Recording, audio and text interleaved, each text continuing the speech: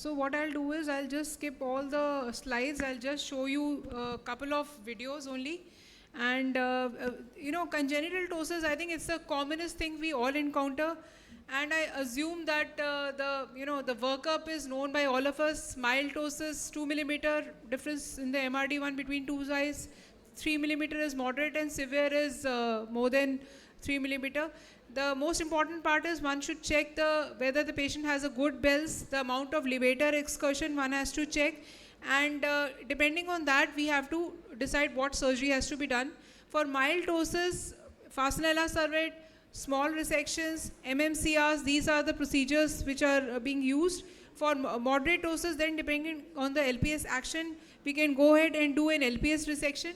And for severe ptosis, we have a sling procedure, that is the silicone sling, it is standard, and nowadays we have started doing levator resection with frontalis advancement flap. So I'll start with the levator advancement with frontalis advancement, which is something which is recently become very popular. I'll show the landmarks in this video only. I'll take just about 6 minutes and then we can come back. So the first thing that you need to do for any levator resection or any of these procedures is you should do a central marking so that you know where your highest point has to be placed. And then the lid crease incision, you can use the other lid as a guide, or if it is usually in females, it's about 8 millimeter if you don't have a very good lid crease. So this is the orbicularis and the LPS being separated. So remember the upper lid, it has two lamella, and from top to bottom, if you go from superficial to deep, you go from the skin and then the orbicularis. And now this is basically, in this patient, the frontalis has been advanced. So this is the superior orbital margin, and here the frontalis muscle is being disinserted. And this disinserted muscle will be basically pulled down, and it will be sutured onto the tarsus. So this is a procedure which is now quite often used in severe ptosis by us, and also in patients where the silicone sling has failed, or it is not been it is having a lot of complications like exposure, and the patient is not able to tolerate the sling. So it's a very useful procedure in these patients. Mind you, the problems with it is especially the lash ptosis. So this is, you can see the frontalis muscle is being separated, and remember it is quite closely adhered to the subbrow fat, so that it has to be separated so that once you pull it down, the brow also does not get pulled down with it. So there has to be a good dissection in front and behind the there's frontalis muscle, and after that the levator is disinserted. Remember, the levator is inserting about 3 to 4 millimeter on the anterior surface of the tarsus. So these are the vertical fibers of the levator which are being dissected, and this LPS dissection is carried out till the Wittnall's ligament. So after the two horns are cut, the medial and the lateral, and you dissect it right till the Wittnall's ligament.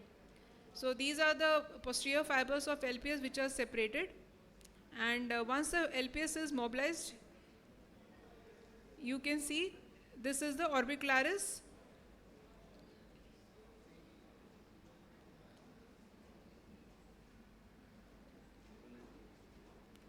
And after that, the orbital septum, you can see it is open, and the orbital fat is right in front of the LPS epineurosis. So you can see this white colored structure, this is the Wittnall's ligament. So this is a landmark till where we have to dissect, and after that the insertion is as we do it in any LPS resection. It is passed from the tarsus, and the bite is taken from the LPS just in front of the Wittnall's ligament, and then onto the frontalis. Now how much frontalis to be sutured? This has to be titrated on table. Actually there are no set algorithms for this.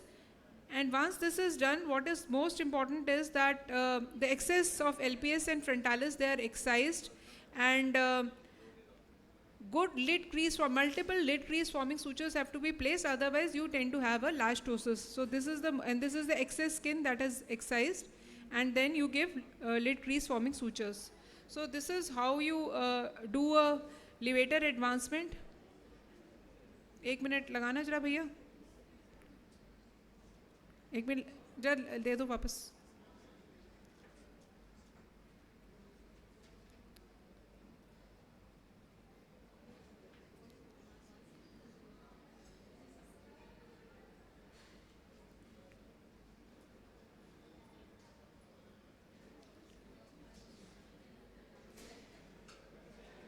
Okay.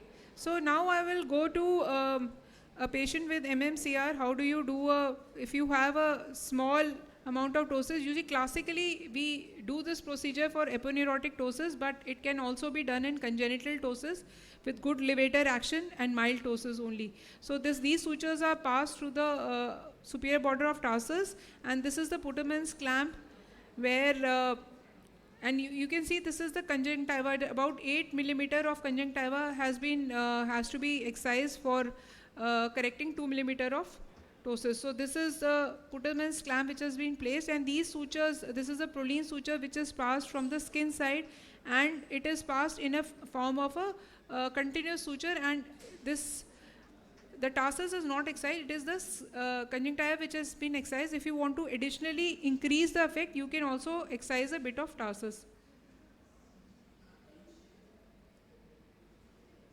एक minute आप छोड़ दीजिए ना, आप भी उधर से उसको कर्सर को पकड़ते हैं. Okay. Now this is a ptosis sling, which is the commonest surgery which is done, which can be done by anybody. So this is a silicone sling which is used for severe ptosis, and these are the markings which are done. One in the center and then 3 millimeter from the lid margin. I like to use 3 markings, and these are the forehead markings which are done. And what is important is that the central incision has to have a very good well dissected pocket so that there is no extrusion of the silicone. So you start from the center and go towards the lid, and then these are the 3 passes that are made, and then you have to go the reverse way and bring it out from the medial end and then back to the central marking. So now this silicone can be either tied vertically in the sleeve, it can be passed vertically, or I like to put it horizontally, the 2 ends together, and you just tighten it and you get a very good result post-operatively on the table. And the next part is to bury this silicone, which is the most important part, because all the problems with silicone are either related to breakage, which can be avoided by using just the suture tying to hold it, or if it is not buried properly. So this has to be buried well below the orbicularis, and then the skin has to be closed. So these are the main. LPS resection is more or less similar. I'll just rush it fast. This is similar, just the LPS is disinserted from the tarsus. And now instead of frontalis, here you can see once the LPS is mobilized, depending on how much you want to do the resection. So if it is a small resection, it's usually 10 millimeter. If you want to go for larger, it would be about 14 millimeter. And this is the anterior surface of tarsus where you pass the 5-0 vicryl suture and through the LPS muscle. And then the sutures are tied onto the LPS, and on table, if it is under local anesthesia, you can titrate on the table itself. If it is in general anesthesia, then of course you have to decide how much to resect. And then after the resection, the lid crease forming sutures from skin, orbicularis, LPS, and then back to skin, and the skin suturing has to be done. So just to summarize, because of shortage of time, I am not showing any PPT. So if it is a small resection, you can go for small LPS, it is a mild ptosis, small LPS resections can be done, or you can go for Fastenella servert or MMCR. If it is a moderate ptosis, depending on the LPS action, if it is a very good LPS action, then it is better just to go for say about 14 millimeter of resection. If its LPS section is, let's say, about fair, then you have to go for resections right till the Wittners. I never do supramaximal resections anymore. If the LPS action is poor, let's say about 4 millimeter, and it is your ptosis is severe and it is a congenital ptosis, then it would be better that you go in for sling procedures, or you can go for a frontalis advancement with the sling. I never do supramaximal